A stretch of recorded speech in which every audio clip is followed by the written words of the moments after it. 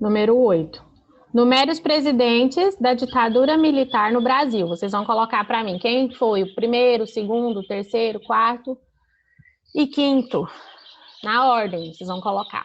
Arthur Costa e Silva, Emílio Garrastazu Médici, Ernesto Geisel, João Batista Figueiredo, Castelo Branco. Vocês vão numerar. 1, 2, 3, 4 e 5. Qual foi a ordem?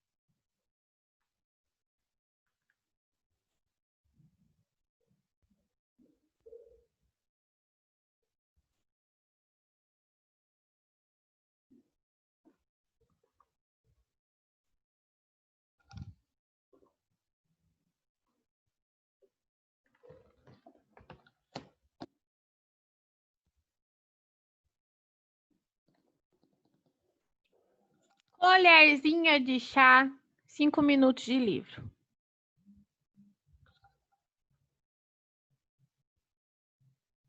Marco Henrique, você já fez a prova? Não, tia, que eu já respondi a 8. Eu tô esperando a 9. Tá bom. Colherzinha de chá, 5 minutos. Eu vou ler a 9. Enquanto isso, 5 minutos. Aí vocês definem o que vocês vão querer pesquisar, né? E não vou falar as páginas também, né? Porque, né? Em meados de 1968, ocorreram manifestações contra o governo militar em diversos locais do Brasil. Em resposta, o então presidente Arthur Costa e Silva decretou o Ato Institucional número 5, conhecido como AI-5. Relate em que se baseava esse decreto. Qual era a base desse decreto? O AI-5 falava o quê?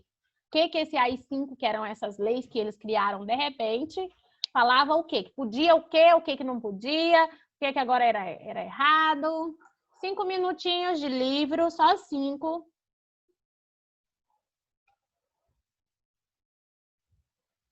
Aproveitem para procurar o que está mais difícil para vocês, né? Tipo, essa aqui eu já sei, então não precisa pesquisar, você vai pesquisar o que você não estava lembrando. Lembrando que eu vou saber, né? Sim, se você escreveu com as suas palavras ou se você só copiou do livro, isso também é avaliado.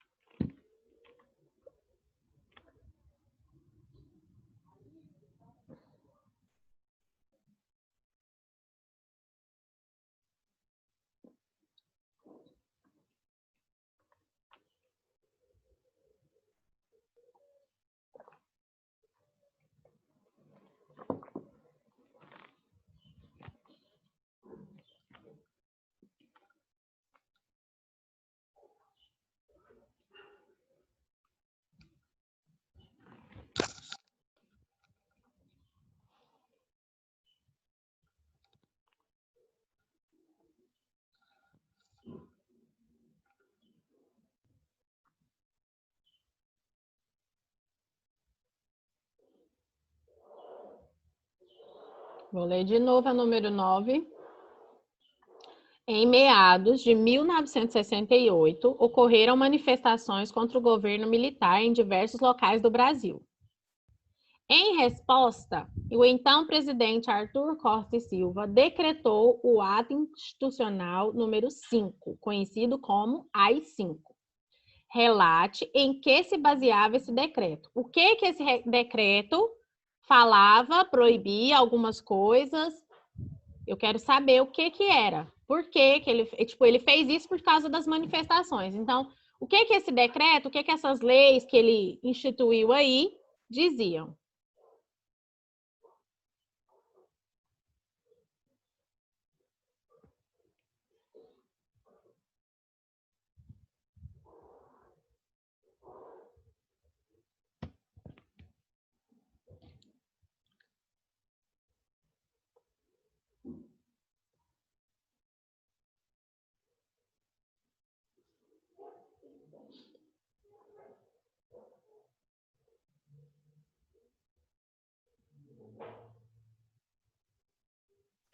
Tia Denise, Oi. eu vou ali pegar meu carregador e já volto, tá? Ok, tá bom. O Zoom gasta muita bateria, né, gente, do celular.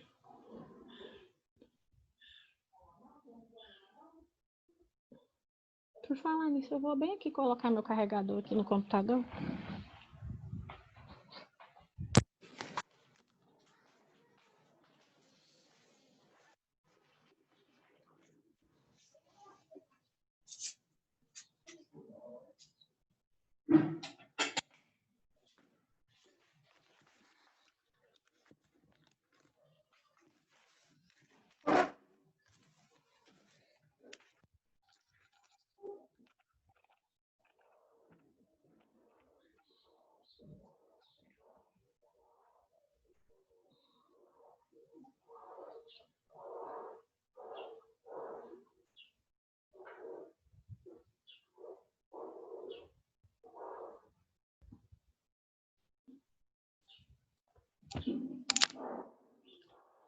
Número 10. Vou ler. Observe a charge e leia a legenda. Tem aqui, né, uma chargezinha. Vamos trabalhar com charge.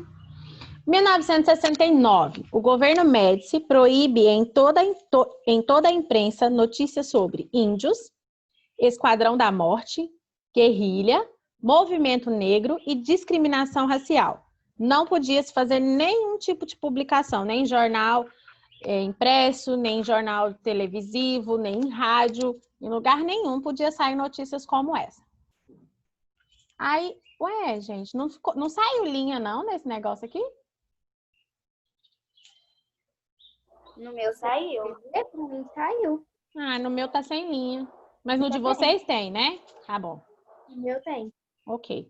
Caracterize o governo do general Emílio Garrastazu Médici, governo considerado o mais duro da ditadura militar. O governo do Médici foi o mais duro. Vocês vão escrever para mim por que era o governo mais duro. Falando nisso, podem guardar os livros. Quero ver todo mundo, vou até interromper aqui, que eu quero ver todo mundo fechando o livro aí para mim ver. Fechando, fechando, fechando. Fechando, quero ver. Fecha, fecha, fecha, fecha. Põe aí de ladinho para lá. Quero ver, quero ver. Ok. A partir de agora, sem livros. E por que, vou voltar aqui para o compartilhamento, por que o governo do Médici foi o mais duro? O que ele fazia durante o governo dele que considerava o governo dele como o mais rígido, né? Que era um governo que proibia muitas coisas, acontecia algumas coisas assim, tipo, né? Escondidas assim por baixo dos panos. Eu quero saber mais ou menos isso.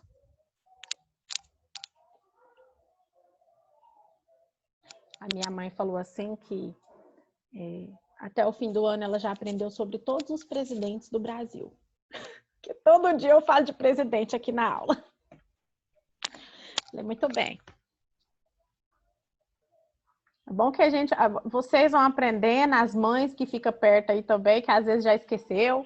Até eu já esqueci um monte de coisa que eu já... Tipo, tinha coisa que eu não lembrava. Que eu já tinha estudado, mas eu não lembrava.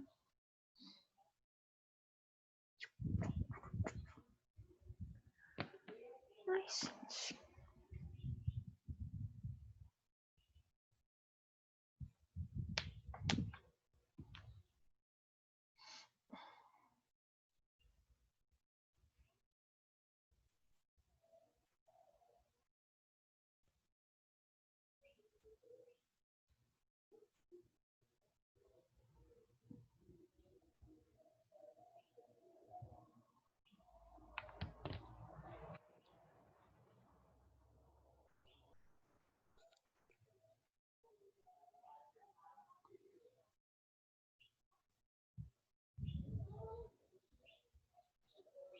Pode pintar.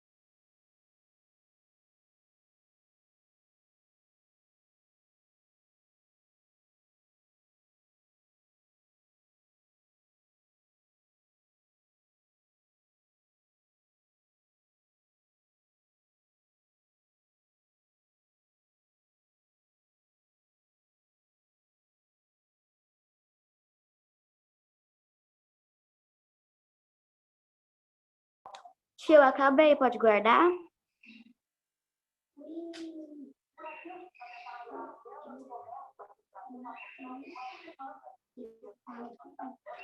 Pode guardar.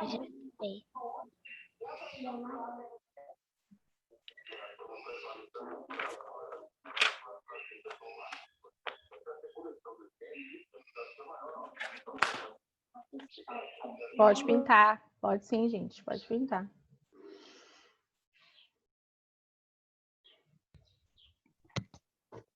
Agora, olha que coincidência, pegar o caderno de história. Caderno de história, podem fazer cabeçalho, quem já terminou a prova.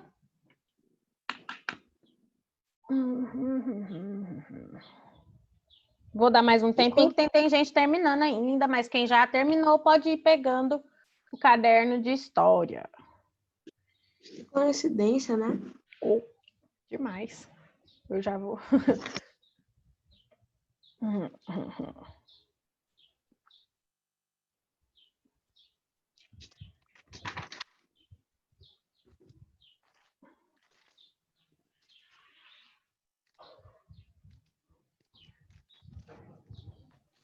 Quem tá fazendo prova aí ainda? Deixa eu ver, levanta a mão aí.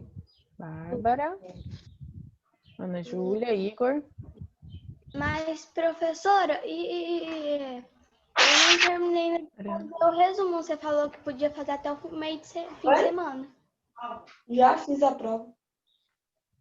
Eu falei, eu sei que eu falei. Você ainda tá, tipo, você tá fazendo ainda. Você fala que você começou, mas não terminou. É. Aí você deixa, tipo, uma quantidade de folha, uma folha, duas, eu não sei quanto que você ainda não fez, e copia a tarefa. Não tem problema não. Tá?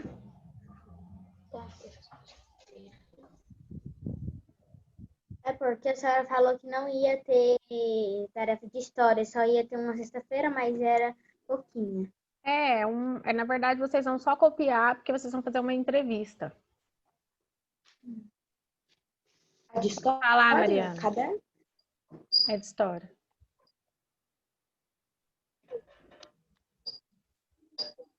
Yasmin também não apareceu hoje.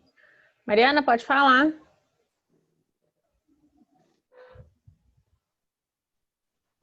Tia, até agora não entendendo a 10. A 10 você vai falar. Peraí, deixa eu voltar lá então. Caracterize o governo do general Emílio Garrastazu Médici, considerado o governo mais duro da ditadura militar. Por que que o governo dele foi considerado o mais duro? O que que ele fazia durante o governo dele que considerou, que caracterizou o governo dele como, vamos dizer assim, o pior em questões de violência, essas coisas?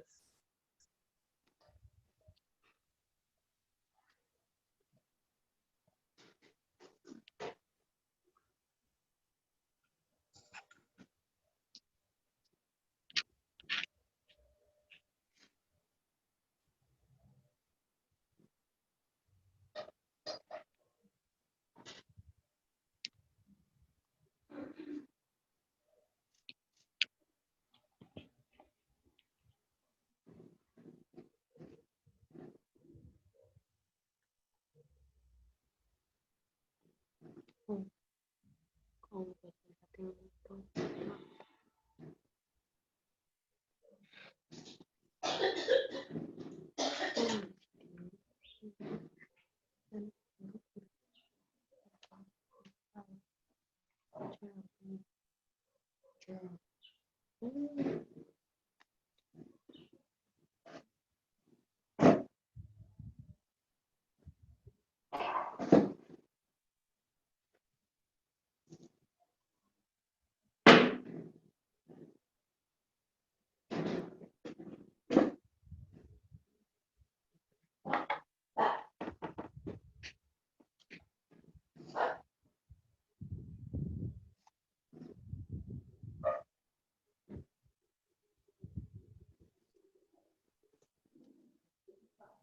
Tia, Oi, pode falar.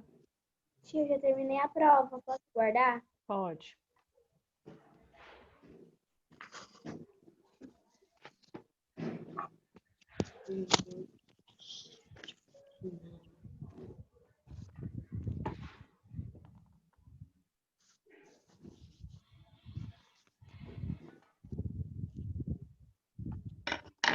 Qual é o título? Eu já vou compartilhar aqui. Ai.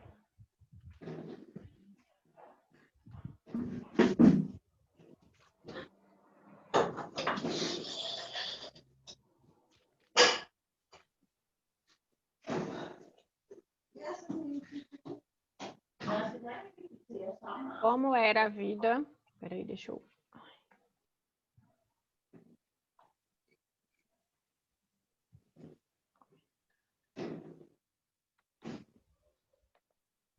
Como era a vida no Brasil da hiperinflação? Nós falamos ontem, né?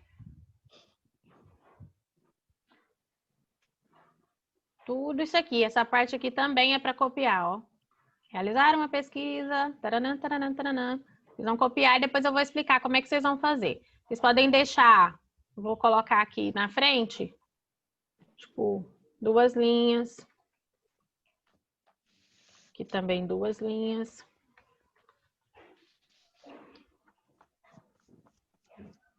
Aqui vocês podem deixar 4 linhas. 4 linhas. 4 linhas. Eu acho que eu vou fazer com minha avó. Ela tem 76 anos. E aí vocês vão copiar e depois eu explico como é que vocês vão fazer, tá?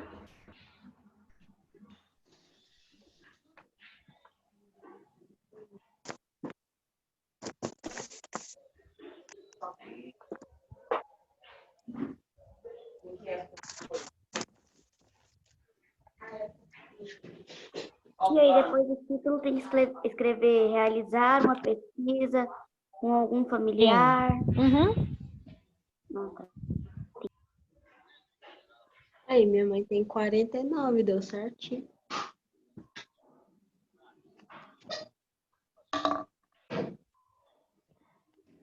Mas, Ô, mãe. Foi no dinheiro.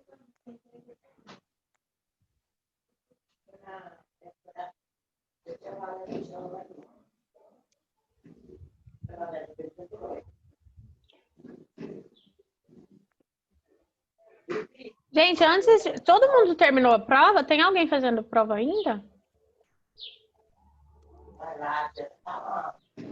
Não, tia, eu terminei. Mariana, você terminou?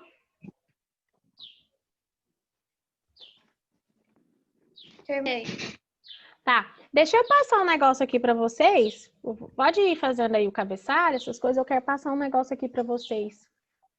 Eu vou interromper aqui para mim abrir um negócio aqui para vocês, para mostrar para vocês.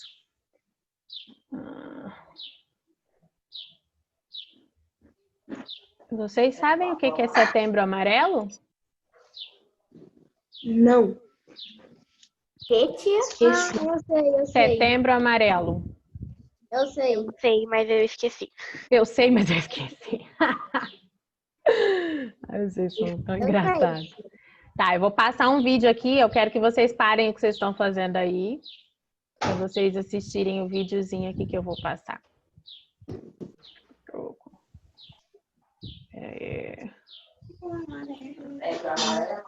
Pensei em suicídio. Ela quer matar a dor e não a vida. Setembro Amarelo. Esse é o mês que merece a sua atenção. O Brasil tem o maior número de depressão na América Latina. Muito triste, né? O pouco que você faz já é o mundo.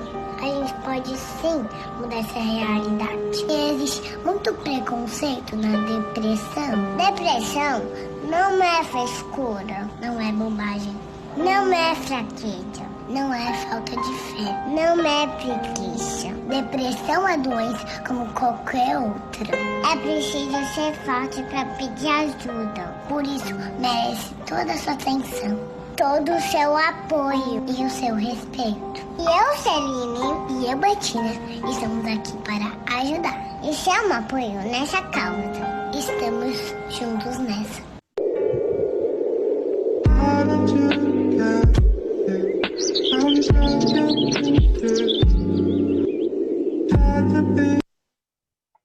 Interromper, ok?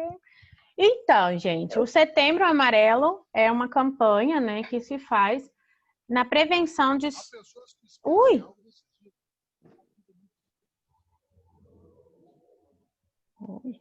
Quase fiquei surda agora.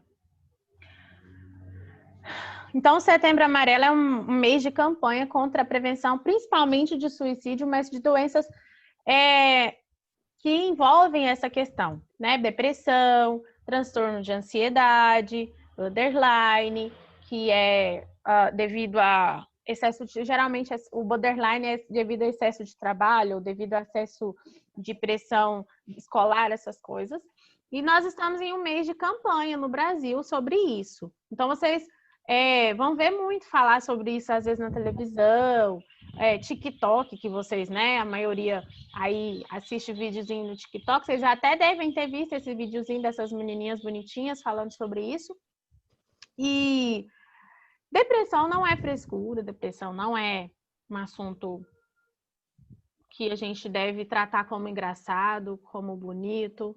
E nem ficar falando, tipo, ah, não, é porque não vai para a igreja, por exemplo. Ah, não, é porque não dá valor no que tem. Não é, gente. Às vezes a pessoa tem tudo e está depressiva. Às vezes a pessoa perdeu alguém ou perdeu alguma coisa importante. Ou às vezes só porque ela está mesmo com problemas dentro da realidade dela. E não cabe a ninguém a julgar. Mas, devido ao tempo que nós estamos vivendo de pandemia, isso tem aumentado. Tem aumentado a quantidade de pessoas depressivas. Vocês já são grandes e maduros o suficiente para entender que o suicídio é quando a pessoa tira a sua própria vida. E se ela tira a sua própria vida, não é porque ela é fraca, não é porque ela não acredita, às vezes, em Deus, ou que a vida pode ser melhor. É porque ela está com tanta dor que, às vezes, ela quer aliviar. E a forma dela tentar fazer isso é tirando a sua própria vida. E isso é muito triste. E nós devemos pensar nas pessoas como um todo. Nós devemos nos preocupar, né, como um todo. Então, assim, eu sei que a realidade de cada um é diferente da minha e cada um tem a sua família, a sua vida. Mas eu queria deixar em aberto para vocês, se vocês às vezes estiverem muito tristes, alguma coisa acontecendo de ruim, que às vezes você não quer comentar ali com o pai, com a mãe, lá no meu Instagram, tipo da escola, o da escola, que é o professora Denise Fernandes, se vocês quiserem conversar comigo no direct, que estiver triste, estiver chateado com alguma coisa, tá aberto lá para vocês conversarem comigo, tá bom? Certinho? Então vamos voltar para a tarefa.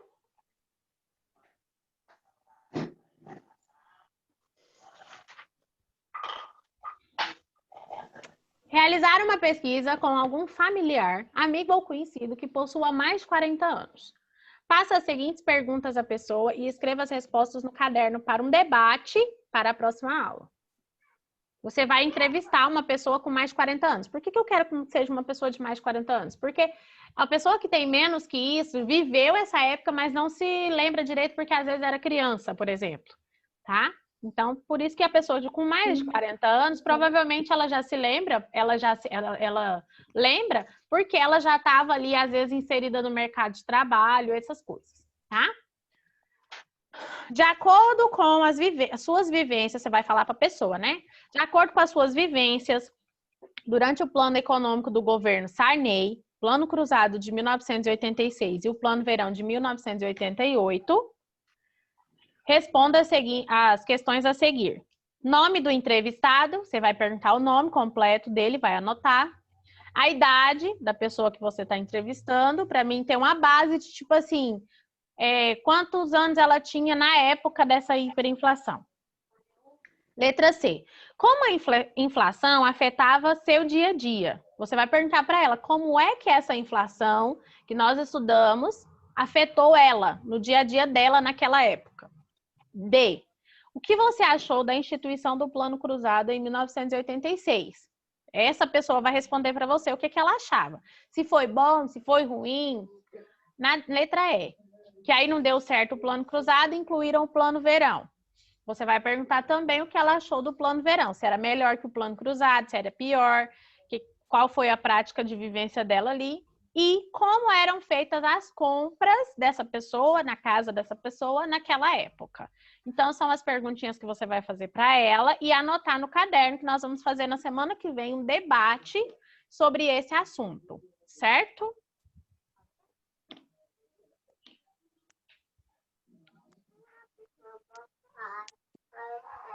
Por que tem que ser com uma pessoa de mais de 40 anos? Como eu falei. Porque assim, ó, por exemplo, vamos supor que a pessoa tinha 10 anos de idade.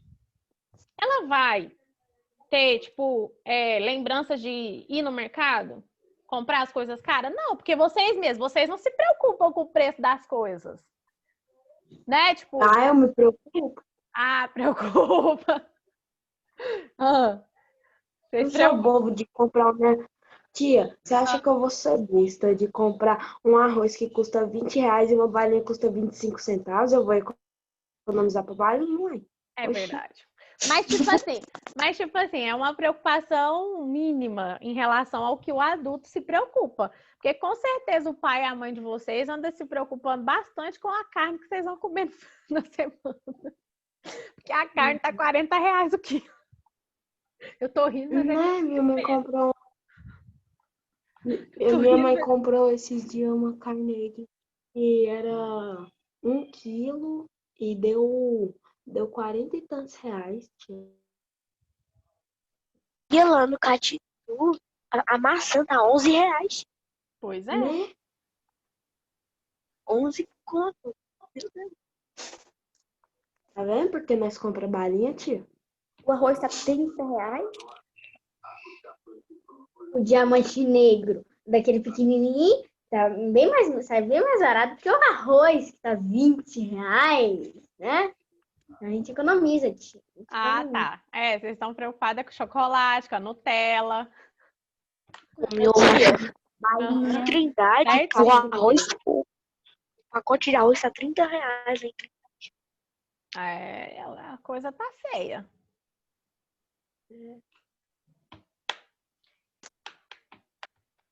Será que nós estamos vivendo um tempo de hiperinflação? Você tá vivendo num período que Será que daqui... Brasil- Nem mais do que Gente, eu fico imaginando, sabe o que eu tava pensando outro dia? Daqui 20 anos eu dando aula falando sobre, na época do coronavírus, desse jeito. Desse Vocês jeito. lembram do coronavírus? Gente, Uma vez existia uma pandemia, tinha uma doença que a gente tinha que ficar presidente de casa. E, nossa, ia ser bem engraçado, hein? Vai ser legal. A gente não podia sair pros lugares. Tinha que ficar por dentro de casa. Minha mãe fica falando que eu vou, quando Eu não tiver vejo... mais velha, né? Ah, Eu falando para os meus filhos e É. para os meus netos que viveu uma pandemia e tal. Aí, na hora da pesquisa de escola deles, eles iam perguntar, era para mim. Isso essas entrevistas que a gente está fazendo aqui agora, vocês vão fazer com os pais, daqui a alguns anos os filhos de vocês vão fazer com vocês sobre o coronavírus, vocês podem ter certeza que isso vai acontecer. Aí vocês vão lembrar, nossa, tia Denise, bem que me falou. Você vai Minha falar mãe assim, sempre fala que isso vai ficar para a história. vai ficar para a história, vai fazer parte dos livros de história daqui uns Certeza. 2 anos, daqui uns 2 anos pode ter certeza que já vai estar nos livros, na verdade. Tipo, livro de A bicha- ciências, essas coisas, já vai acontecer. Vai Minha demorar mãe muito. falou que no Enem a gente pode nos preparar, que no Enem vai ter coisa sobre o coronavírus. É verdade. É verdade. Ih, já tô craque já, tô sabendo de tudo do coronavírus. Você tá doido? Tipo isso, né? E as pessoas que sobreviveram ao coronavírus vai ter que sobreviver a próxima que tá vindo. Né?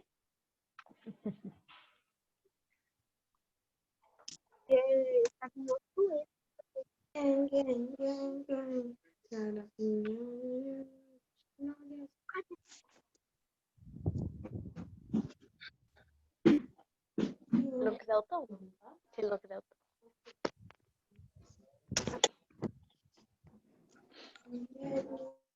Tia, eu posso deixar a câmera. Pode. Na época, minha avó tinha 56, mas ela disse que tinha 10 anos na época. Na época do quê? Da hiperinflação, não. Se ela tem 56, na época da hiperinflação, ela não tinha... Não, ela pode ser que ela tinha essa idade na época da ditadura, essas coisas, mas na época da hiperinflação, a pessoa tem que ter... Para quem viveu essa época, tipo, ela tem 56, ela tinha no mínimo já uns 20 anos. Minha tia tem 72. Porque tem 34 anos que aconteceu a hiperinflação. Então, se ela tem 56 menos 34, ela tinha 22 anos. Minha mãe já era viva, mas ela deve que era da minha idade, mais ou menos. Ou menos. É por isso que tem que ser uma pessoa com mais de 40 anos. Assim, minha mãe nasceu em 1971 e a hiperinflação foi lá para 1980, por aí. Ela já tinha filha. Quantos anos será que ela tinha que eu esqueci? Faz pergunta. Minha mãe é de 78. A minha mãe é de 71. Menino. O ano da hiperinflação foi em 89. 1989. Tipo, 2 anos depois, 2 anos antes de eu nascer. Então, os pais, as mães de vocês que são mais ou menos, tipo assim, numa idade de 30 anos, não vão lembrar. Por isso que eu escrevi aí que vocês têm que fazer a entrevista com alguém com mais de 40. Entendeu? Vocês Minha mãe estão tem 41. Ela tinha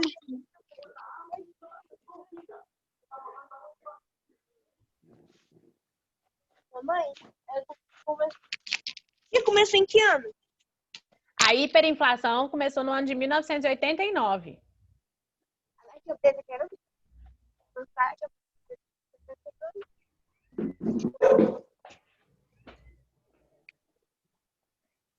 Falta 2 minutos para essa segunda aula terminar.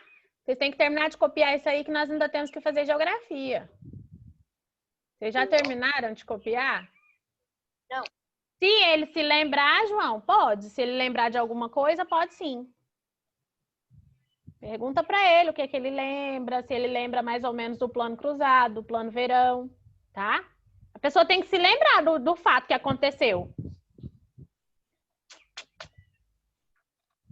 Porque também não adianta eu falar para a pessoa, tipo, entrevistar alguém que não lembra. Tipo, vocês vão entrevistar eu.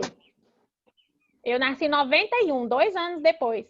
E aí, vai adiantar? Eu não lembro de nada, porque eu nem era nascida.